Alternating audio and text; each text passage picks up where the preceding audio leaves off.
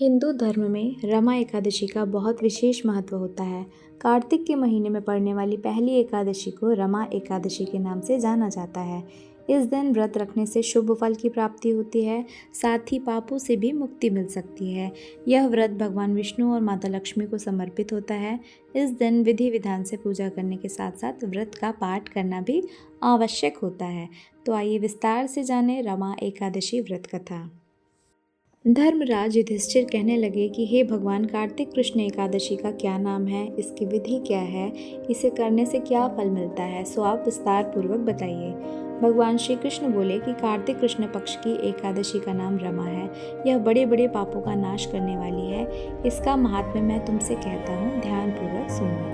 हे राजन, प्राचीन काल में मुचुकुंद नाम का एक राजा था। उसकी इंद्र के साथ मित्रता थी और साथ ही यम, कुबेर, वरुण और विभीषण भी उसके मित्र थे। यह राजा बड़ा धर्मात्मा, विष्णु भक्त और न्याय के साथ राज करता था। उस राजा की एक कन्या थी जिसका नाम चंद्रभागा था। उस कन्या का विवाह चंद्रसेन के पुत्र शोभन के साथ हुआ था। एक समय वह शोभन ससुराल आया। उन्हीं दिनों जल्दी ही पुण्यदायिनी एकादशी यानी रमा एकादशी भी आने वाली थी।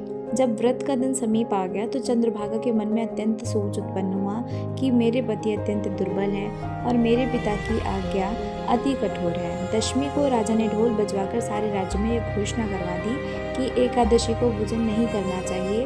ढोल की घोषणा सुनते ही शोभन को अत्यंत चिंता हुई और अपनी पत्नी से कहा कि हे प्रिय, अब क्या करना चाहिए? मैं किसी प्रकार भी भूख सहन नहीं कर सकूंगा। ऐसा उपाय बताओ कि जिससे मेरे प्राण भी बच सके, अन्यथा मेरे प्राण अवश्य चले जाएंगे। चंद्रभागा कहने लगी कि हे स्वामी, मेरे पिता के राज में एकादशी के दिन कोई भी भोजन नहीं करता। हाथी, घोड़ा, ऊंट, बिल्ली, गौ आदि भी तृण, अन्न, जल आदि ग्रहण नहीं कर सकते। फिर मनुष्य का तो क्या ही कहना। यदि आप भोजन करना चाहते हैं तो किसी दूसरे स्थान पर चले जाइए, क्योंकि यदि आप यहाँ ही रहना चाहते हैं तो आपको अवश्य व्रत करना पड़ेगा। ऐसा सुनकर शोभन कहने लगे कि हे प्रिय, मैं अवश्य व्रत करूँगा, जो भाग्य में होगा वह देखा जाएगा। इस प्रकार से विचार कर शोभन ने व्रत रख लिया और वह भूख और प्यास से अत्यंत पीड़ित होने लगा। जब सूर्य नारायण अस्त हो गए और रात्रि को जागरण का समय आया तो जो वैष्णवों को अत्यंत हर्ष देने वाला था, परंतु शोभन के लिए अत्यंत दुखदायी हुआ। प्रातःकाल होते शोभन के प्राण निकल गए। तब राजा ने सुगंधित काष्ठ से उसका दाह संस्कार करवाया, परंतु चंद्रभागा ने अपने पिता की आज्ञा से अपने पति के शरीर को दग्ध नहीं किया और शोभन की अंत्येष्टि क्रिया के बाद अपने पिता के घर में ही रहने लगी। रमा एकादशी के प्रभाव से शोभन को मंदराचल पर्वत पर धन धान्य से युक्त तथा शत्रुओं से रहित एक सुंदर देवपुर प्राप्त हुआ। वह अत्यंत सुंदर रत्न और वैदुर्यमणि जटित स्वर्ण के शंभु पर निर्मित अनेक प्रकार की स्फटिक मणियों से सुशोभित भवन में बहुमूल्य वस्त्राभूषणों तथा छत्र व चमर से विभूषित गंधर्व और अप्सराओं से युक्त सिंहासन पर आरूढ़ ऐसे शोभायमान होता था मानो दूसरा इंद्र विराजमान हो।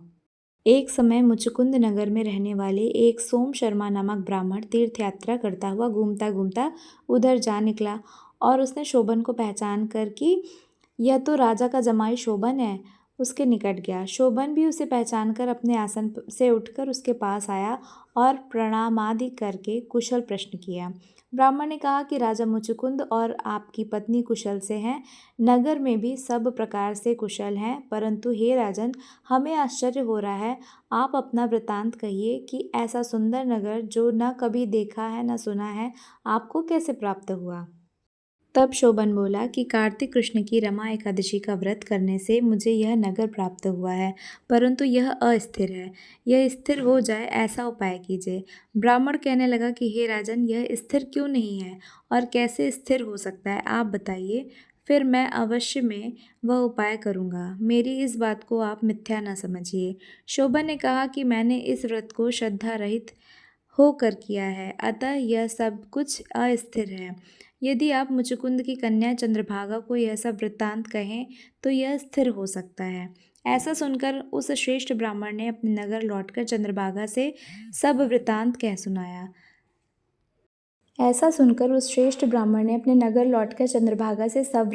सुनाया। ब्राह्मण के वचन सुनकर चंद्रभागा बड़ी प्रसन्नता से ब्राह्मण से कहने लगी कि हे ब्राह्मण, ये सब बातें अपने प्रत्यक्ष से देखी हैं या स्वप्न की बातें कर रहे हैं? ब्राह्मण कहने लगा कि हे पुत्री, मैंने महावन में तुम्हारे पति को प्रत्यक्ष देखा है। साथ ही किसी से विजय ना हो ऐसा देवताओं के नगर के समान उसका नगर भी देखा है। उन्होंने यह भी कहा कि यह स्थिर नहीं है, जिस प्रकार वह स्थिर रह सके सो उपाय करना चाहिए।